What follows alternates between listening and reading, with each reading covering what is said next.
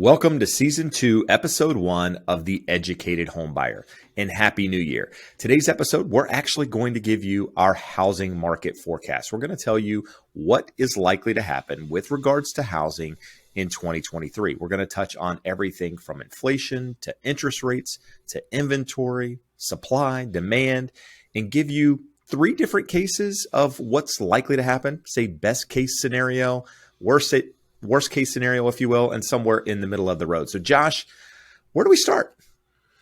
Well, I think it's important to know or to talk about what we're doing here and why we do this. It's not a crystal ball. We talk about it on the live show. We talk about it here in the podcast, that no one, the smartest people in the world, which we have access to a lot of them, know exactly what's going to happen. For the best case in point, Jeb, if we go back to this time last year, you and I both expected interest rates to increase, possibly going as high as 4%. We're going to see here in a minute, they went up over 7% for a brief period.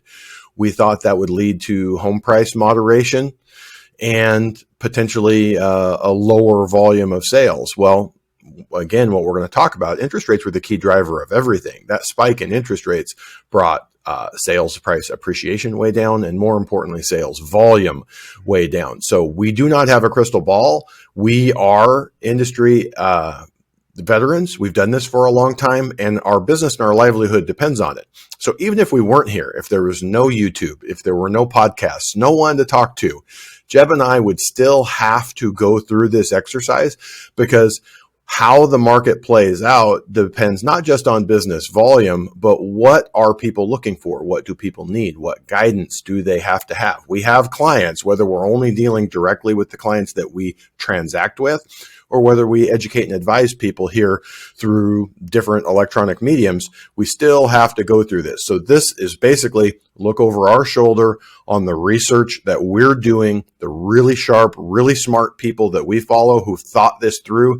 These are not, just random guesses. These are educated opinions on how 2023 is likely to play out. And we want you to have access to all that information.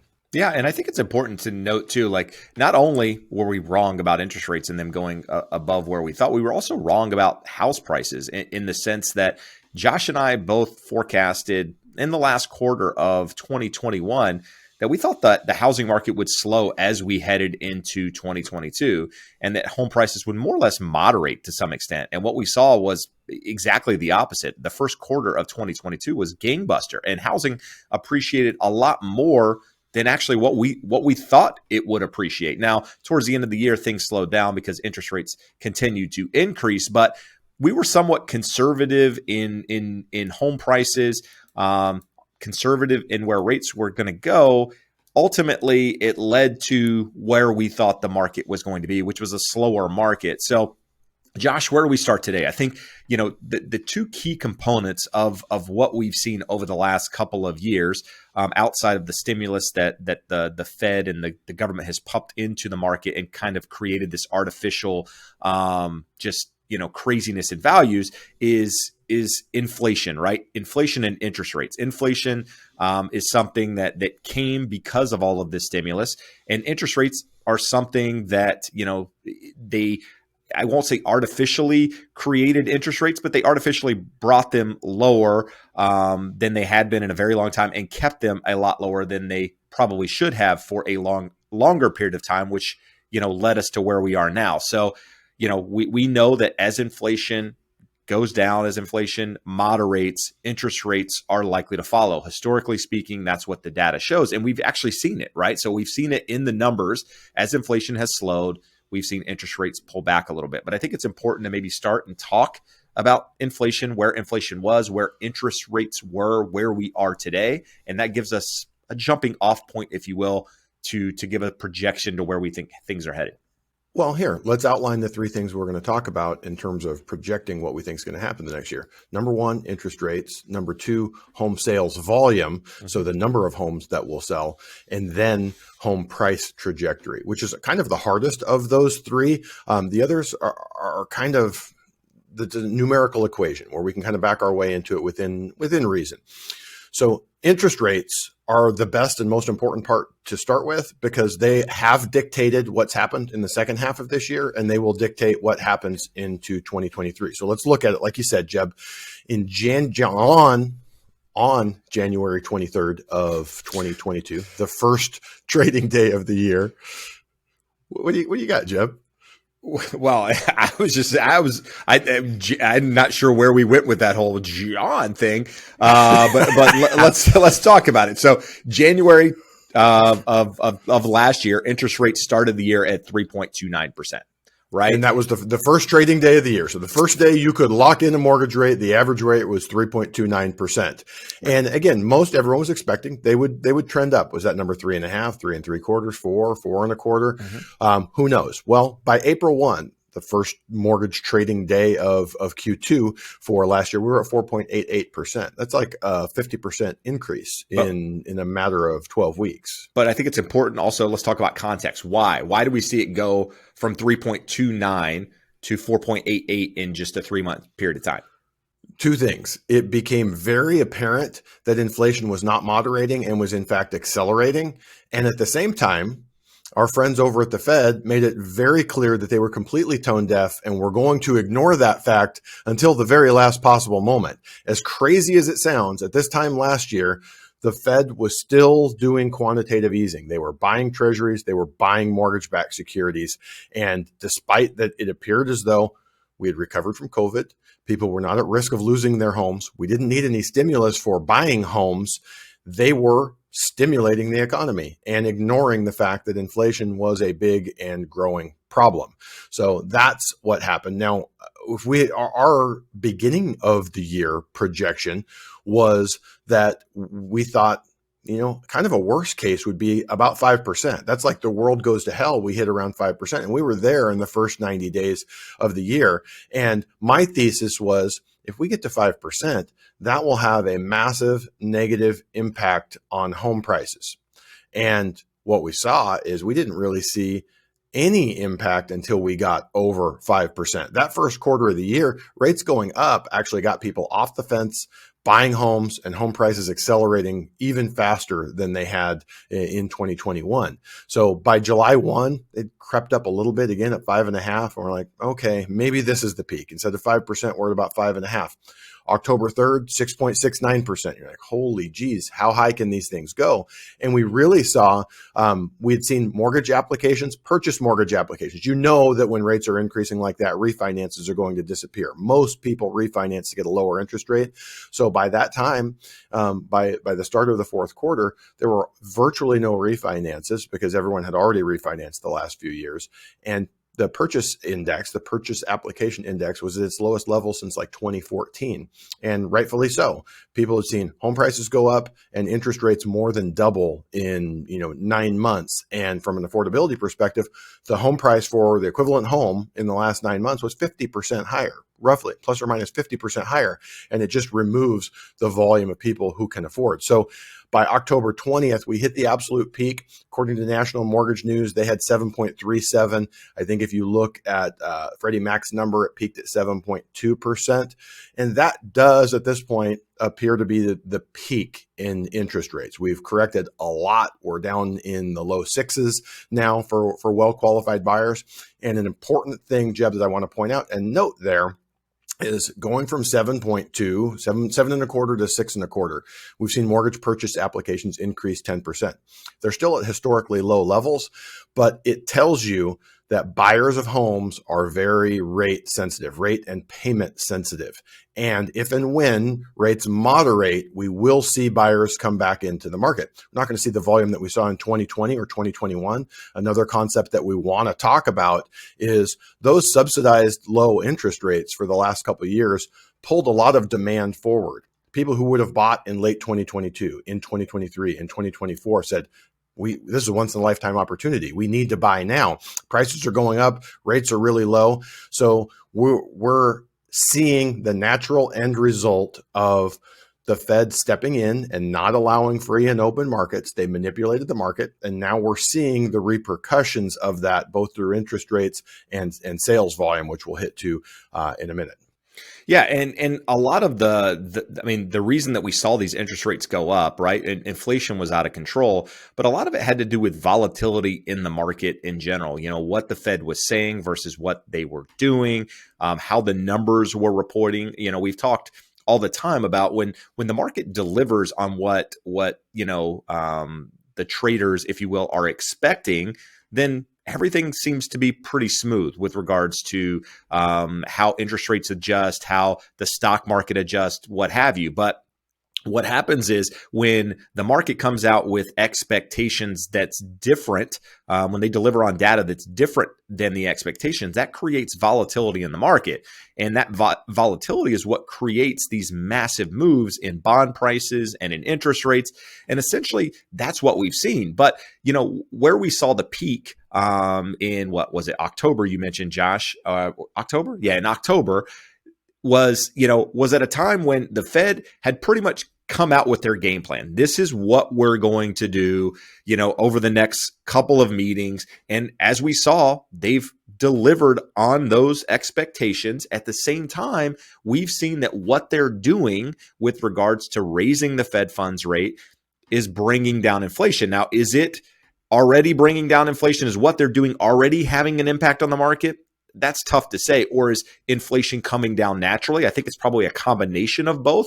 But what I will say is I think a large majority of what they have done with raising the Fed funds rate hasn't even impacted inflation quite yet, right? So we're probably a couple of months out from actually seeing the impact of some of these last increases with regards to raising the Fed funds rate. But we're close, right, to where they've more or less said that, they're going to quote unquote pause and kind of take a look at the market. And because of that, rates have stabilized. And that's more or less where we're starting the year, right? With some stability is one of those words that's tough to say with regards to interest rates, but probably the most stable we've been. Is that fair to say in the last 6 months? Yeah, and piggybacking, Jeb, on what you said there in terms of inflation is the story. So the Fed can either accelerate or put the brakes on what the market is doing, but the Fed is not the driver of what's happening. One of their mandates is to keep inflation at 2%, which their preferred measure is the PCE. For this year, the market has looked closely at core CPI. Now, in terms of core CPI, it peaked at 6.6% in September. And you guys are probably saying, no, it was like 7 or 8%. We're talking about core. Core excludes food, which has gone up a ton, and energy, which energy is actually moderated. The expectation was with our economy is still pretty strong and wide open, China reopening, OPEC shutting off supply, and then the war in Ukraine, that energy prices were going to be nuts here through the fall and winter. And that's moderated. But those numbers are not included in CPI because Fed policy doesn't really have much impact on either of those two. So core CPI peaked at 6.6% in September. It dropped to 6.3 in October, dropped to 6% in November. You can go back and look at some of the other content that Jeb and I have done. The open for the live show 2 weeks ago when Jeb was out sick, went through and showed that chart of what it looks like over the next 6 months. The way CPI on the year-over-year measure is, it's just a sum of the month-over-month numbers for the previous 12 months. Well, for the next 6, 7, 8 months, we have really hot numbers falling off, and we're likely to continue to see much lower numbers. So if we flash forward to middle of the summer next year, we're in the threes on core CPI, if not even slightly below. Now, if we're at 3%, that is fantastic relative to 6.6%. It is still 50% higher than the Fed would like to see it. But remember, we do not care about the absolute level of this when we're forecasting the future direction of interest rates. We care about the trend. So if we go from 6.6 to 3, and it looks like it's continuing to moderate, and all of the Fed actions are taking effect and having the intended impact, then we're likely to see interest rates continue to improve. Very unlikely that in the near-term future, we go back anywhere near the 2.75, 2.9, 3.25 that we saw through 2021. but they should moderate a bunch from here. And Jeb, sort of transitioning from there, one thing I want to talk about is people think, well, the Fed's doing this, so interest rates are going to go up. Every time the Fed meets over the last 6 months, we have known that they were going to increase 0.75% or 0.5%. So my phone would ring with people we're talking to. We got to lock my interest rate. The Fed's going to raise rates tomorrow. Or, hey, the Fed hiked. How much did that increase my rate? For people who are out shopping at that time, it didn't increase the rates at all. Most of the meetings we've seen have led to an increase or an improvement the days following, because again, it shows that the Fed from the first quarter of this year that was clueless and was still stimulating the economy while inflation was out of hand is saying, we got it. We're stomping hard on the brakes right now. So Fed funds right now, they give a range, Jeb, 4.25 to 4.5. Let's call it 4.5%. The futures markets project a peak of 5% between May and September of 2023. So that's telling us they expect 2 more hikes of 0.25%. So we were at 7.5, 7.5, 7.5. We just got a 50 basis point hike. We're likely to get 2 more 25 basis point hikes unless the economy slows more than people expect, or inflation heats up and they have to come back and do something even hotter. And already, Jeb, if we look at the futures markets, futures trading, people are betting that by the end of 2023, we see our first rate cut. I don't know that I would go that far, but that's what the markets are expecting so far. And I think it's important to note when you mentioned earlier about clients reaching out to you about, the Fed just raised a half, 50 basis points or what have you. How did that impact my rate? And you mentioned that's already built in. But what's not built in is the conversation that happens after that Fed meeting, right? When Jay Powell comes on and speaks for half an hour in front of the media, and the media is expecting him to say, answer a question in a certain way, and he comes out and says something that the market's not expecting. Kind of goes back to what I was saying earlier.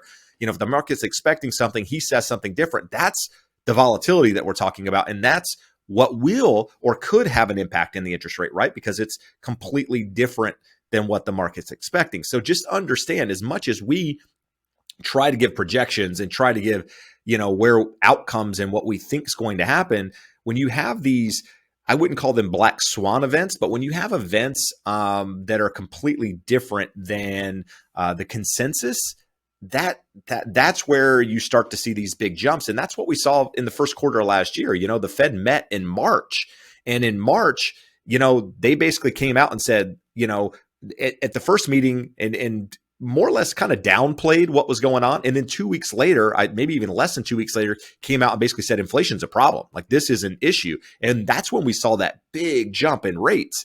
And the same could be said for 2023. While we don't expect that to happen, just understand, a lot of the market has to do with where rates are headed. And we're going to talk about that in some more detail here. And one other thing, Josh, I wanted to touch on too, is that, we know that inflation going down a little bit doesn't financially help you pay your groceries, help you get things cheaper, right? It's still going to be a problem. When we talk about inflation going down, we're just talking about the year over year calculations, right? We know at the moment, core CPI sitting at 6%. That's not great, but it's really good compared to 7.7% or wherever the peak was. And so when we talk about inflation going down, we're just talking about the trend, right? The monthly numbers added up, like Josh mentioned, headed in a downward trajectory, if you will. That's what we're looking at, right? And we're not expecting it to hit 2% by the middle of June, but the closer we get to that number, the better it's going to impact interest rates in a positive way. And we'll talk about, again, forecast and how we expect, that to impact housing if we see big jumps in inflation going down, Josh. So yeah, let's look at the forecast for interest rates and where are these coming from? What is the belief or the expectation? So the Mortgage Bankers Association sees rates trending down. They give quarter by quarter numbers and then the number for the end of the year. They think by the Q4 of 2023, we'll be at 5.2%. It's about a full percent lower than where we are right now. And they basically have forecast a linear trend down. So just imagine a 0.25% lower every quarter until we get to around 5.2%. One of the best forecasters in our industry with the best historical track record, Barry Habib, is on record as saying by the end of the first quarter, he thinks rates are going to be close to 5%. And that's not just a number pulled out of thin air. I don't know that we get there that quickly, but my best guess would be that, and it's not a guess, it's an educated opinion, would be that by the middle of the year, we're somewhere in that 5% range. And where would that come from? Inflation is under control. We've seen the peak in the 10-year Treasury. 10-year Treasury continues to go down. We get a 10-year Treasury somewhere in the range of 3%. We also see moderation in towards the historical spread between 10-year Treasuries and mortgage-backed securities. That's normally about 1.7 to 2%. And in the last year, because no one wants mortgage servicing rights, because everyone believes those loans are going to pay off real quickly when rates do moderate, we saw that spike all the way up to 3%. So a 10-year Treasury at 3.9 was getting you a 6.9% interest rate.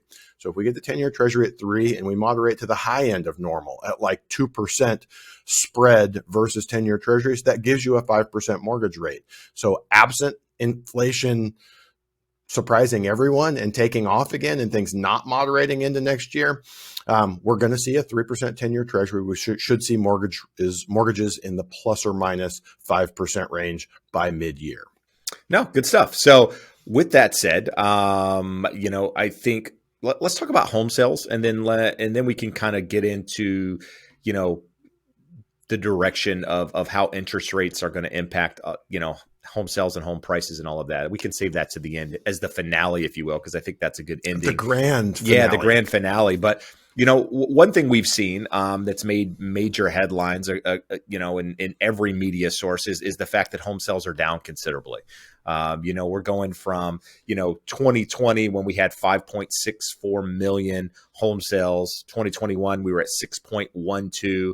2023, we're going to end the year somewhere around 5.13. 2023, the National Association of Realtors is projecting 4.78 million. So you see the trend, right? The trend is going down. The number of homes selling is going down. And it's a scary headline, right? Nobody's buying houses. The number of homes is declining. And what I would ask as a buyer out there looking to buy a home, somebody that's decided that you want to become a homeowner, don't pay attention to the media and these home sales numbers and some of this stuff. And the reason for that is because, for one, of the way they're calculated, a lot of these calculations are done year over year, which, in their own right is fine. But understand, when you're comparing it to really, really hot years, and then they're doing year over year calculations, the numbers look even more scary.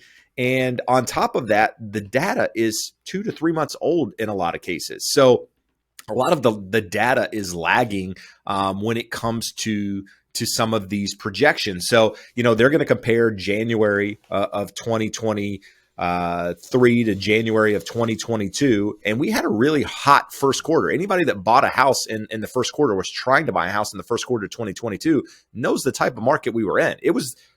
It was the hottest market I've ever been in. And I've been doing this almost 20 years. And I thought 2021 was crazy. And the first quarter of 2022 was absolutely insane. So when you start comparing these numbers, year over year, month over month, whatever, it's not going to look great, right? Just because of how they use them. But understand, the housing market is going to be slower. There's less sales happening. And a lot of it has to do with affordability, because interest rates went up so much and home prices haven't dropped nearly as much as a lot of people wanted, as some expected. You haven't seen that affordability metric come back quite as much. And therefore, there's less people out there that can afford homes. There's less people out there willing to sacrifice maybe the super low interest rate that they've already locked in on a property, willing to make that change for a more expensive property at a higher rate. So people are staying put. And because of that, there's less transactions actually taking place.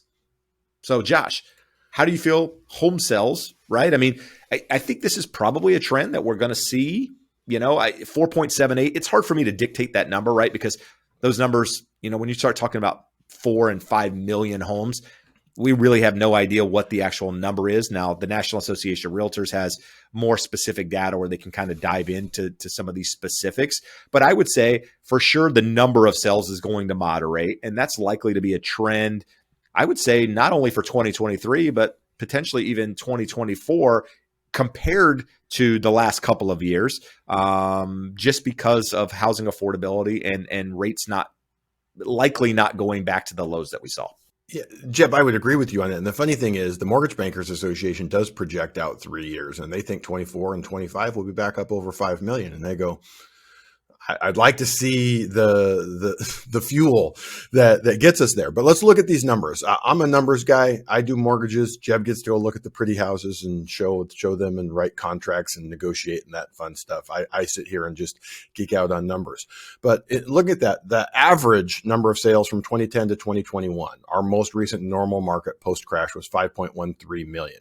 So we have, you mentioned the NAR's projection at 4.78 million. The Mortgage Bankers Association is lower than that at 4.51 million. Redfin came out with 4.3 million. And that's their base case, what they think is most likely. They have a best and a worst case also. Their best case is I think above the MBA's figure, but lower than the NAR's. So I think it's pretty safe to say we're going to end up above 4 million and under 5 million. If we look at that, home sales have only fallen under 4 million 2 times in the last 12, 15 years. And the 2 years make a lot of sense. 2008, home prices were dropping like a rock. Affordability was improving. Rates were coming down. Prices were coming down, but no one wants to catch a falling knife. So no one's buying, right? We also saw it in 2010 because in 2008, to try and stabilize home prices, the government had given a homebuyer credit. And that expired in 2010. So we talked about the subsidized interest rates of 2020 and 2021 pulling demand forward. That tax credit, basically the government giving you money to buy a house, pulled demand forward. So 2010 should have looked better than 2009. It ended up being worse.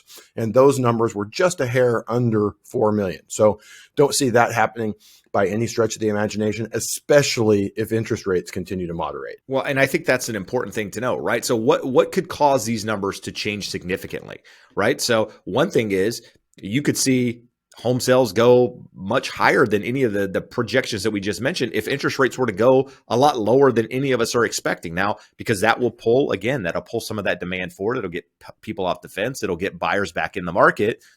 On the other side, if interest rates shoot to the moon, right, then you could see the opposite. You could see the sales actually drop below that 4 million again. But I think in all reality, based on where we think the market is headed, where we think inflation and interest rates are headed, the numbers, in the 4 million, mid 4 million range, 4.5 to 4.75 is probably a realistic number, just based on the economist and the people that are projecting these numbers.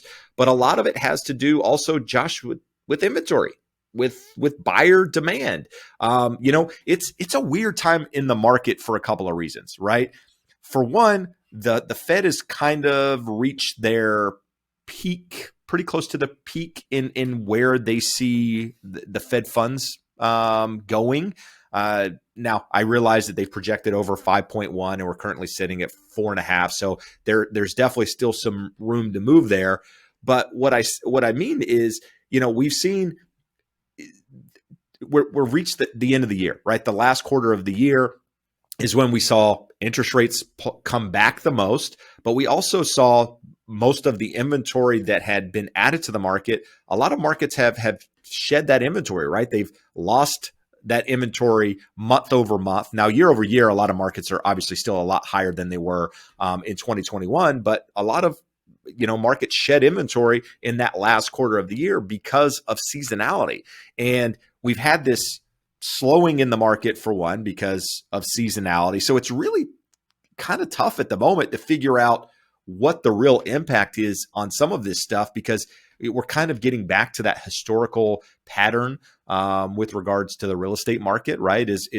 And for most markets, not all markets react the exact same, but a lot of markets towards the end of the year is when you see the lowest levels of inventory, right? People are just less willing to sell their homes, have people walk through them.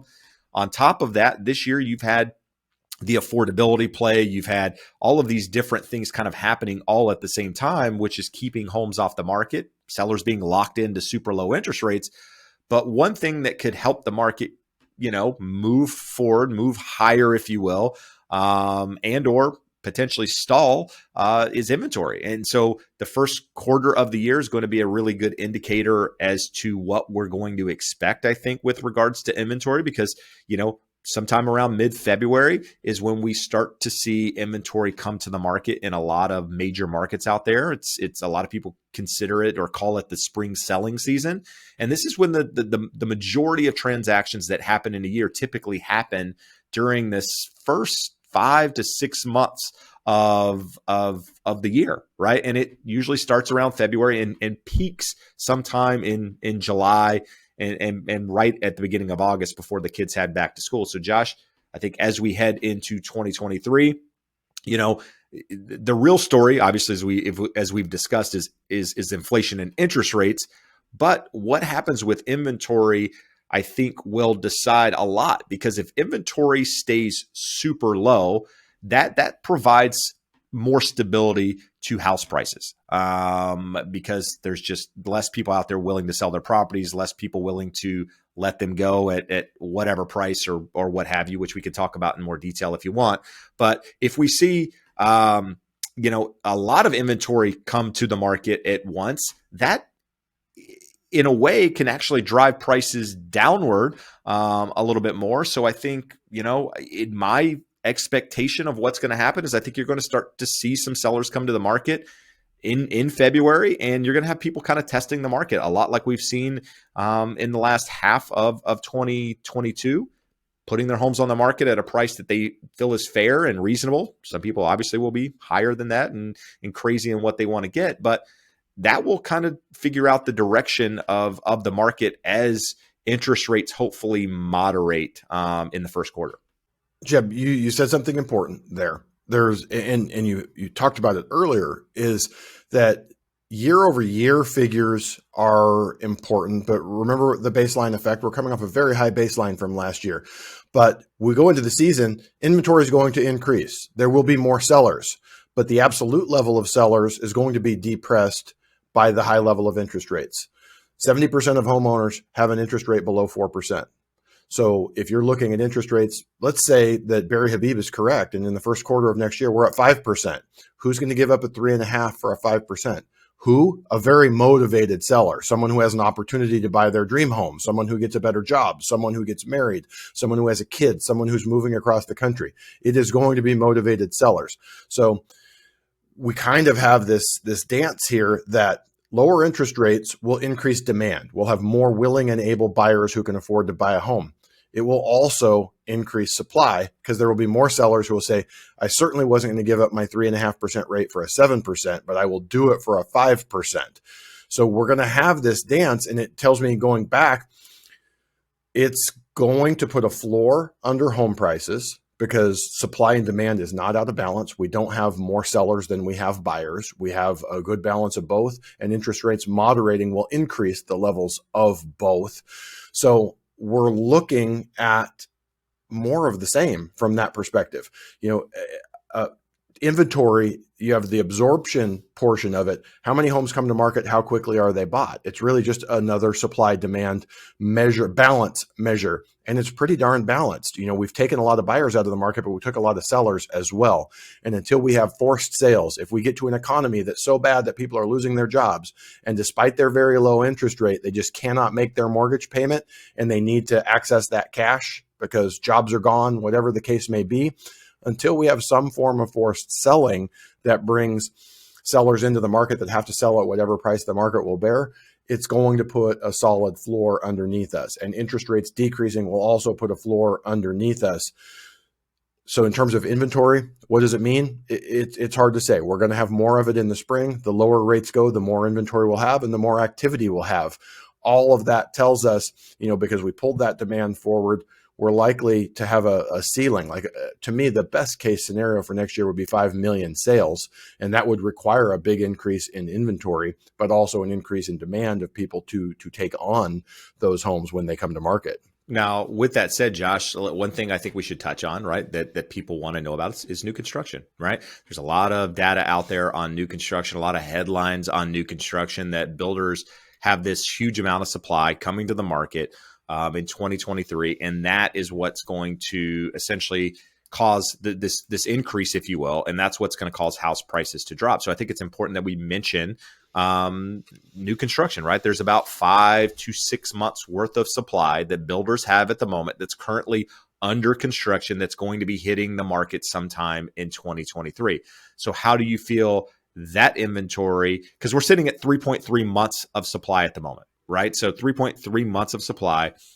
Builders are going to come. They're going to add some more supply. We're going to have some natural supply come to the market, like you mentioned.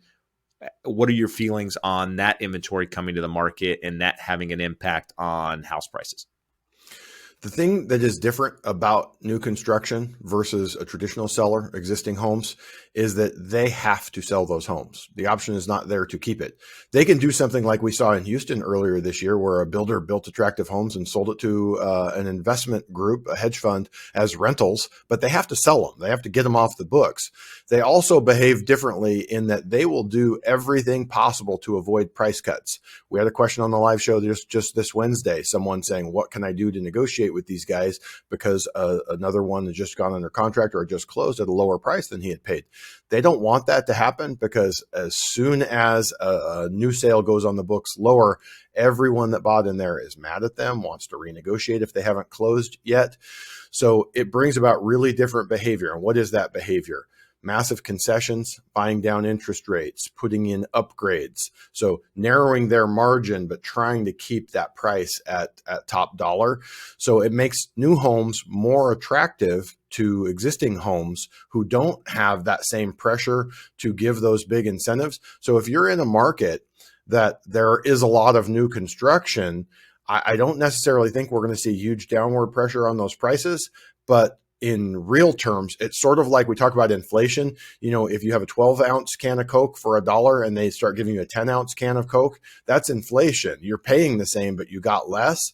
Well, it's the opposite way. With builders, you're paying the same because they want to keep that price as high as possible, but you're getting more. They're giving you a better home, a better interest rate, less closing costs. So you'll see that battle there between new construction and existing homes if that all of that supply comes online as expected. What we've seen, Jeb, over the last couple of years for supply chain constraints, labor constraints, permitting, the entire process, it's taking longer for this inventory to come to market. We've seen new home permits decreasing. So builders are greedy, but they are not dumb. They have already put the brakes on their plans going forward. So I wouldn't put it past them to slow play completion of their inventory to, again, put a support under their prices. And if their economists are saying the same thing, hey, by middle of next year, we expect rates at 5%. Do they want to be buying people's rates down to 5% when it's going to be free later on in the year and there's going to be more inventory? So there's not a firm answer there, but those are the pieces that I would be looking at and seeing how they play out in your area, because it varies massively by area. We talk about parts of Texas. We talk to people and 80% of the market is new construction. For us here, we have pockets in Southern California of new construction, but it's not much of the market at all. No, I mean, there was an article or a stat going around that Dallas, Texas, in I think it was either 2021 or 2022, the city of Dallas built more homes than the entire state of California. I mean, think about that. It's crazy when you and a lot of it has to do with the regulations and the cost to build in California. But when you have areas that are producing that many new homes, those markets are going to get impacted a little bit more than areas that don't have quite as much new construction. And earlier you mentioned Houston, building these communities and then selling them off to like hedge funds, if you will. I saw an article recently, Lennar, they were looking to sell, I think, 4,000 homes or something crazy to one investor that would eventually turn these things into rentals. So look, you can choose to buy, you can choose to rent. You don't have to do either. It's all about educating yourself in the process and understanding the potential outcomes. So Josh, I think, probably let's summarize here. We promised at the beginning, we got 3 scenarios, if you will. So let's talk about worst case scenario. Then we can kind of talk about best case scenario. And I think, we'll end with somewhere around middle of the road with what we expect to happen in 2023. So where do you think worst case scenario is with 2023? Your worst case scenario is an increase in interest rates from where we're at, that 7% wasn't a peak, that was just a preview, and you end up 7.5%, maybe even 8%. And what would that do? It would push home sales nationwide under 4 million. That would be enough to get us under 4 million. So you would see very few homes selling, much higher interest rates, and downward pressure on home prices. You would, under that scenario, we've just seen it decreases demand to a level that those that have to sell would have to sell at a discount to make the affordability equation work and to make it desirable to buyers. So you're talking sub 4 million in sales, and you're talking home price decrease. It's hard to say, but on a nationwide level, you're probably talking, a 5 to 10% decrease in home prices. We've seen some of the most overinflated markets have seen that in the second half of this year, a 5 to 10% decrease. But on a nationwide basis, where most markets are not unnecessarily inflated, it would lead to a 5 to 10% downturn in home prices. That's the formula for a decrease in home prices, is interest rates going up and the economy worsening and people having less jobs, less well-paying jobs, and rates would be high because inflation is high. So they have more money going other places. So being able to afford that home or buying a home is just less of a priority. No, and I think opposite of that, right, which is best case scenario, is interest rates doing exactly the opposite, going lower than expectations, going into the low 4% range, which I don't think either of us expect to happen. If you saw interest rates go considerably lower than Habib's 5% by the end of Q1. Now, I don't think it's going to happen by the end of Q1 regardless, but if you saw it mid-year, whatever, that's going to create more buyer demand in the market. It's going to get more sellers off the fence. It's going to create not what we saw in 2020 and 2021, in my opinion, but it's going to increase activity. It's going to increase the number of home sales, which would get you closer to that 5 million, potentially even push you over in some cases with the number of transactions happening.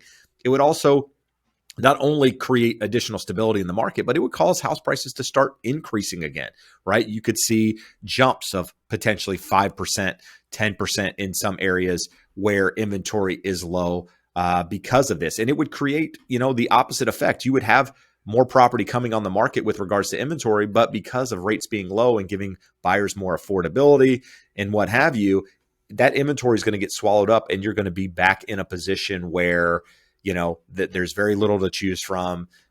Builders would be back, no longer having to do these incentives. Sellers wouldn't be having to offer credits, and you could get back into a multiple offer situation. But I think just like the worst case scenario, probably not likely to happen. So Josh, where do we think the market's headed? Middle of the road? Is that fair to say? Yeah. And I think, what is that middle of the road? Interest rates moderating. If we took an average of the weekly number, whether it's National Mortgage News, Freddie Mac, the Optimal Blue Mortgage Market Index, if we averaged the weekly or daily rates next year at the end of the year, we get to the end of 2023, I think we're looking at somewhere around 5% for the year. If so, that will keep us somewhere in 4.5 million in sales, and home prices flat to moderately up 1, 2, 3%, somewhere in that range. And, if rates don't quite get to 5%, a little worse than that. If rates get to 4.5%, a little bit better than that. But I go back and say that interest rates are absolutely going to be the driver of what happens with the market this year. And things at this point in time are looking good for interest rates. Not good in terms of moderating and getting back to a level that people are more comfortable with. And Jeb, I like to think that I put things just eloquently and perfectly, but I actually have a quote here that I think basically summarizes my thoughts on the market as well as anyone can. This is from Odetta Cushy. She's the deputy chief economist at First American Research. And she says, once mortgage rates have peaked, the housing market will likely stabilize. Once adjusted to the new normal of higher rates, the housing market will benefit from continued strong demographic-driven demand relative to an overall long-run shortage of supply. So based on current dynamics, it appears the housing market may be poised to stabilize in 2023. I think that's a pretty good summary of where we're at. And I think it's a great place to end today's episode.